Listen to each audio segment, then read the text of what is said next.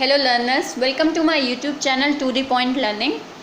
आज मैं आपके साथ योगा चैप्टर के पार्ट 5 को डिस्कस करने जा रही हूँ, जिसमें मैं आपके साथ डिस्कस करूँगी कि योगा के वो कौन कौन से आसन होते हैं जो कंसंट्रेशन में हेल्प करते हैं। सो नंबर 1 से स्टार्ट करते हैं। पहला है Sukhasana. It form by cross leg sitting position and needs to concentration. इसमें क्या होता है, आप अपने लेग्स को क्रॉस करते हैं, एक सिटिंग पोजीशन आप लेते हैं and then you will do concentration. इसमें मैं आप लोगों को स्टेप बाय स्टेप आसन करना नहीं सिखाऊंगी, क्योंकि वो आप जब अपनी थ्योरी बेस अपने बुक्स में उसको पढ़ेंगे तो ही आपको क्लियर होगा। तो इसलिए वो यहाँ पे आसन किस तरह परफॉर्म करते हैं, उनके जो स्टेप्स हैं वो नहीं मैं आपको बताऊंगी। बट हाँ, फिर भी सुख आसन और जो अलग अलग आसन है उनका एक आइडिया आपको ज़रूर दे दूँगी कि वो होते कैसे हैं। तो इस आसन में आप पैर अपने क्रॉस करते हैं और अपने पैरों को जैसे आप पलथी मार के बैठते हैं उस पोजीशन में आप इसमें बैठते हैं और कंसंट्रेट करना स्टार्ट करते हैं।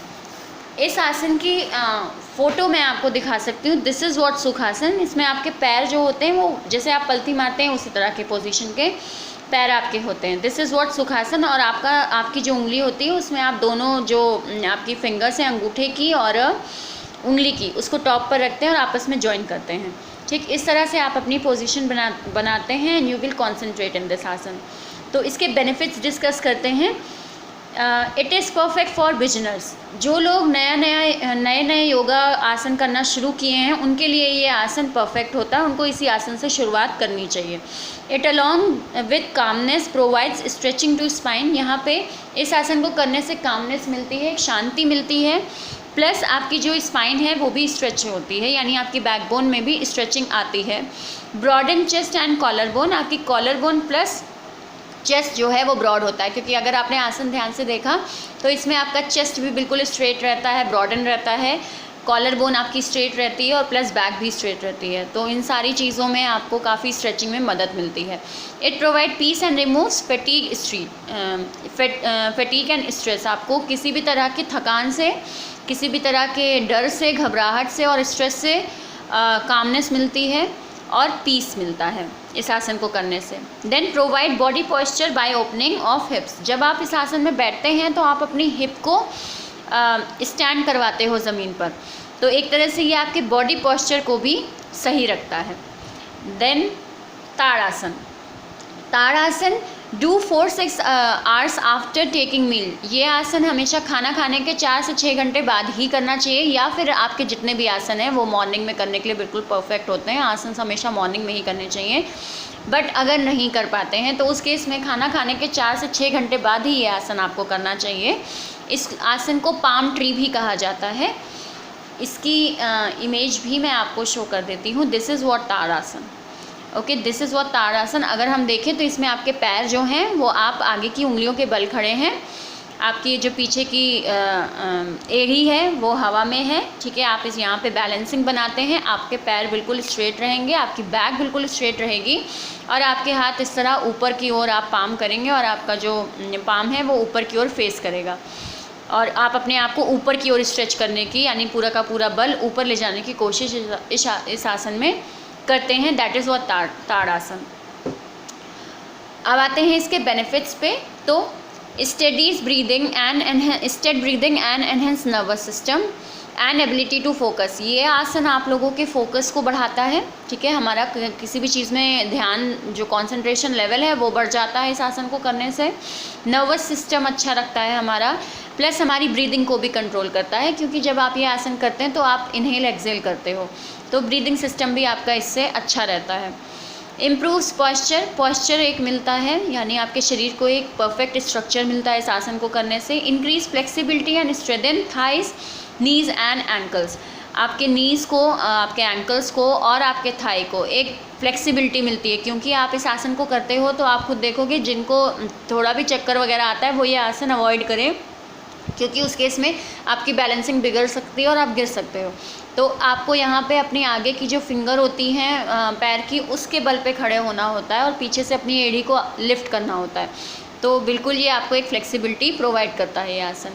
It reduce flat feet. Flat feet एक बीमारी होती है जिसमें आपके जो पैर होते हैं, जैसे हमारी एड़ी जो होती है वो हल्की सी टिल्ट होती है, गोल होती है। आप जब गीली सतह पे अपना पैर रखो या गीले पैर कहीं रखो तो आपका पैर कभी भी बिल्कुल स्ट्रेट बन के नहीं आता है, हल्का सा एक एरिया गायब रहता है क्योंकि वो अपलिफ्ट रहता है।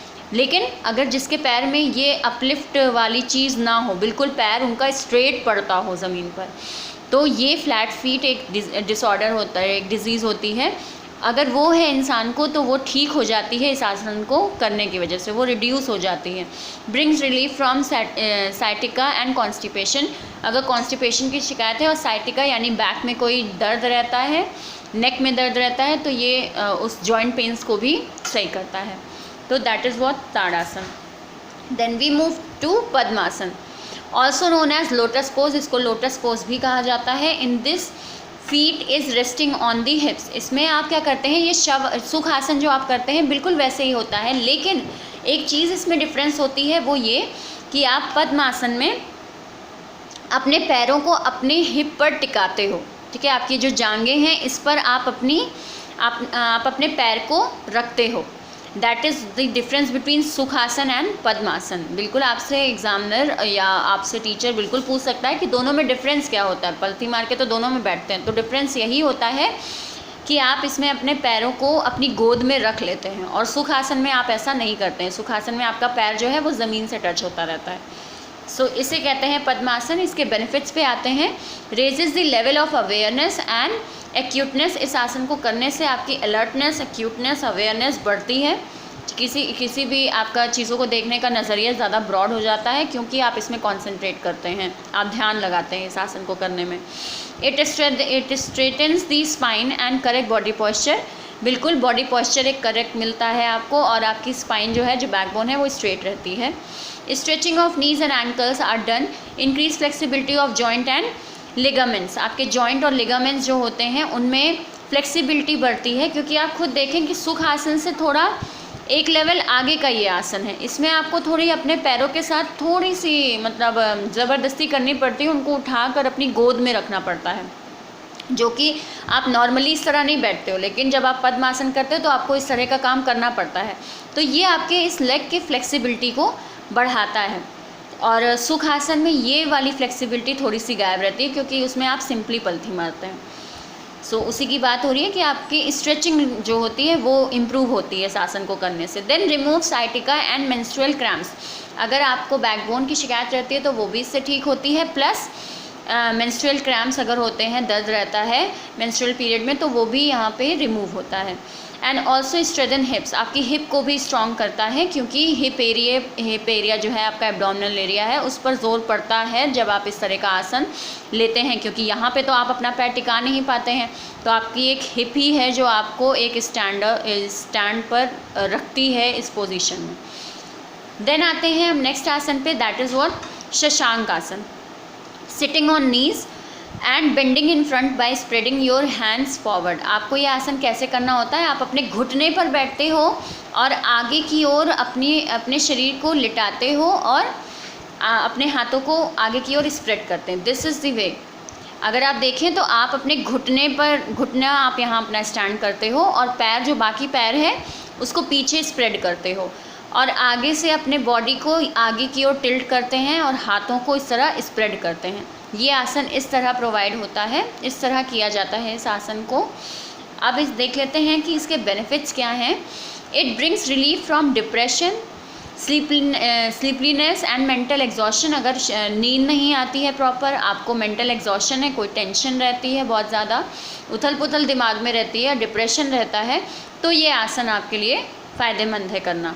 It increase concentration and memory.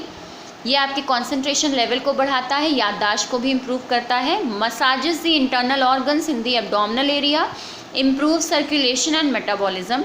आपके शरीर में मेटाबॉलिज्म बढ़ाता है और आपके शरीर के सर्कुलेशन सिस्टम को भी इम्प्रूव करता है, क्योंकि ये आसन जब आप करते हैं तो आपका एब्डोमिनल एरिया एक्टिव हो जाता है। आपका ये जो एब्डोमिनल एरिया है ये एक्टिव हो जाता है और इसके एक्टिव होने की वजह से आपका ब्लड सर्कुलेशन काफ़ी अच्छा हो जाता है।